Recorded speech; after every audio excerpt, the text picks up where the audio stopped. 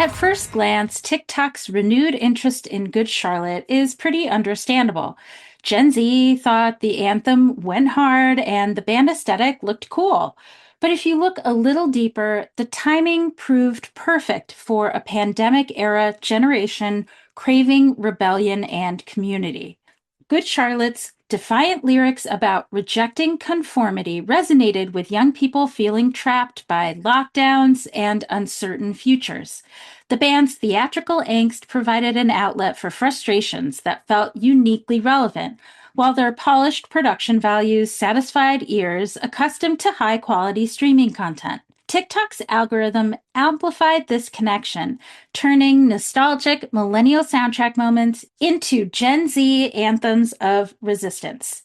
The Y2K revival started with fashion, baggy jeans, butterfly clips, chunky highlights, but quickly expanded into music, with TikTok users mining early 2000s soundtracks for content inspiration.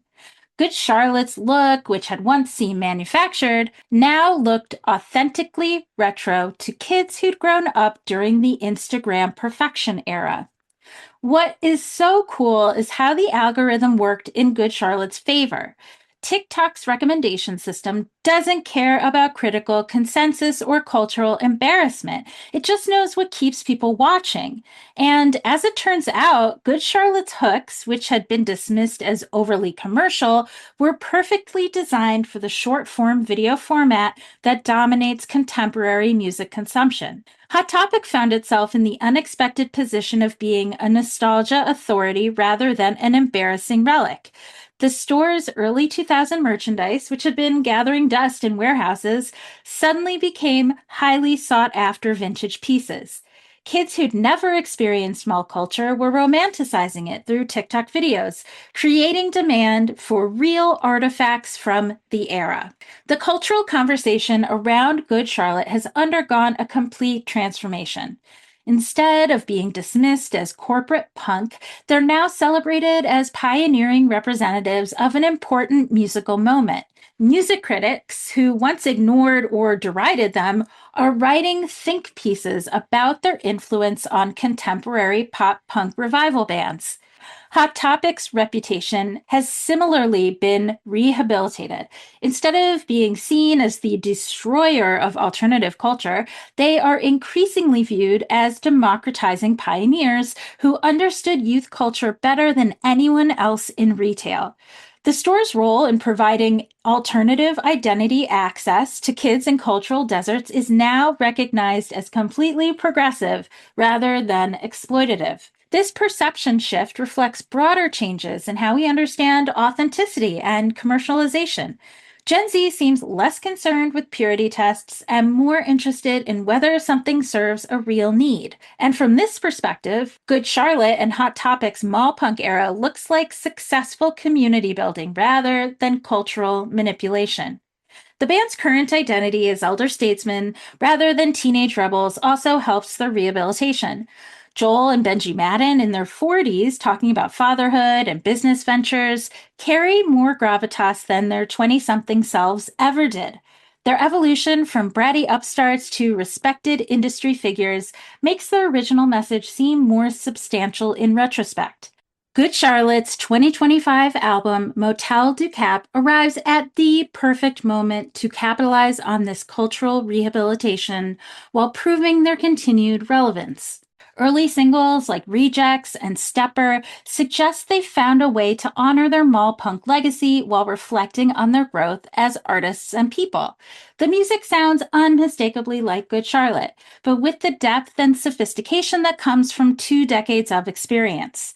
Hot Topic's role in the contemporary nostalgia economy extends beyond just selling vintage inspired merchandise. The store has become a cultural bridge between generations, introducing Gen Z to alt scenes they missed while providing millennials with access to their teenage memories.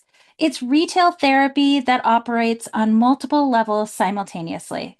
The TikTok phenomenon has created something interesting, a new mall culture that exists online rather than in physical spaces.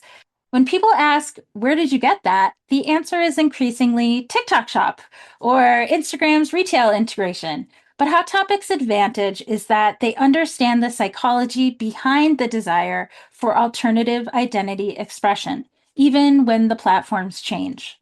The resurrection demonstrates that the cultural needs they originally served remain constant across generations. Their comeback also suggests that honest connection is more complex than critics initially understood. The fact that Good Charlotte's message resonated with multiple generations suggests their original insights were genuine rather than manufactured.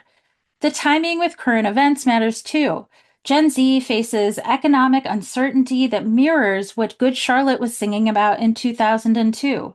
Housing costs, student debt, and job market instability create similar anxieties, making songs that once seemed dated feel prophetic. The Good Charlotte and Hot Topic story reveals that the most powerful cultural moments often happen in spaces nobody was watching, not in underground clubs or critical darling venues, but in the bright aisles of chain stores where teenagers were trying to figure out who they wanted to become.